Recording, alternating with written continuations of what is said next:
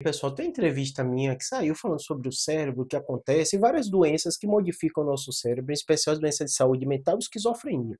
E nos comentários, mas muito comentário, que me assustou o fato de muita gente não entender e não compreender a existência real de transtornos mentais. E eu vou explicar um pouquinho por que essa confusão que é feita e como é feito o diagnóstico dessas doenças. Vamos lá. A esquizofrenia é uma doença que causa um grande comprometimento da maioria das pessoas que têm ela. Comprometimento de qualidade de vida, comprometimento laboral, né, comprometimento de possibilidade, né, de independência, né? Mas claro, com uma doença como qualquer outra, ela tem tratamento e tem controle, né? De um modo geral, uma coisa muito clara na esquizofrenia, em especial, né, porque o paciente tem esquizofrenia, que ele vai estar sempre nesses momentos de surtos, tudo. O paciente pode ter uma doença controlada e voltar à atividade dele, mas geralmente o que assusta todo mundo quando dá o diagnóstico é quando a pessoa rompe essa noção de realidade. Então ela fica com a realidade distorcida, né? Por isso que a grande dificuldade das famílias, tudo isso é um comprometimento muito grande. Mas tá aí, não é nosso objetivo falar dos sinais e sintomas, até porque eu tenho muito vídeo falando sobre isso, né? Mas o fato de muita gente não compreender a doença. E o que é que eu vi nos comentários? Ah, não, Júlio, isso é um problema espiritual. Ah, isso não é doença, não. Isso é invenção dos médicos. Ah, não, é a sociedade que quer botar todo mundo doente.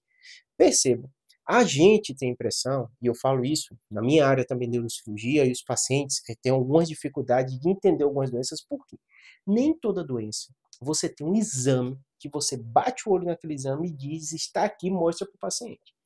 Exemplo da minha, tumor. E o paciente questiona, você pede a ressonância, tem lá uma massa, você mostra para ele, está lá o laudo descrevendo o tamanho, tudo isso é uma coisa muito óbvia. E as pessoas introjetam muito bem, né? O ser humano é muito visual. Então, se ele tem uma coisa que o médico mostra, que aquilo é um tumor, que aquilo é uma hérnia, que aquilo é um canal estreito, ele acaba entendendo, ele vê o laudo lá confirmando aquilo que o médico falou. As doenças da saúde mental, a forma de diagnosticar ela é diferente. Você não vai ter uma massa, você não vai ter uma lesão, você não vai ter nada para dizer se o paciente tem esquizofrenia. Então, Júlio, então como é feito o diagnóstico? Se não tem exame de sangue mostrando que nível tal não tem esquizofrenia, nível tal tem, como é o colesterol ou a pressão, né, que você tem um número absoluto. No caso das doenças de saúde mental, você tem critério diagnóstico. O médico vai pegar um compilado de sinais e sintomas que acontecem naquela doença e preencher aqueles critérios. Você fala, ah, Júlio, mas isso é tão preciso quanto você vê a imagem que tem um tumor? Claro que são formas diferentes de se dar o diagnóstico, mas todas elas têm evidência científica de chegar àquele diagnóstico. Então, quando o psiquiatra conversa, ele ouve a história, ele vai preenchendo esse checklist e diz que o paciente tem esquizofrenia, ele fechou o critério diagnóstico. Claro que as doenças de saúde mental, elas têm fases, algumas delas precisam de um acompanhamento mais prolongado, algumas delas o médico não consegue fechar o diagnóstico de forma tão instantânea. Claro que seria legal, seria interessante ter uma coisa também objetiva, mas hoje, nosso conhecimento de saúde mental nos permite diagnosticar dessa maneira, nos permite tratar a maioria das doenças e permite que dessa forma o paciente retorne à qualidade de vida dele.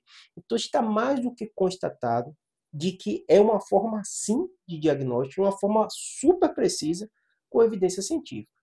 Então, nos comentários que eu vi desse vídeo, me assustou isso, as pessoas não entenderem que a conversa do psiquiatra, esse checklist, o tratamento das doenças, usam os mesmos princípios científicos que você usa quando você dá o diagnóstico com a ressonância, quando você vê que o colesterol está alterado, né? A única coisa é que a forma de fazer esse diagnóstico é diferente. Uma vai ser através da conversa, do exame físico e com os exames complementares também, são coisas somadas. No caso da psiquiatria, vai ter o exame físico, vai ter a história, vai ter o preenchimento desse critério diagnóstico. Algumas vezes vai precisar de exame de imagem sim, para até excluir outras possibilidades que às vezes confundem. Exame de sangue, uma série de coisas, tá bom? Espero que tenha ajudado.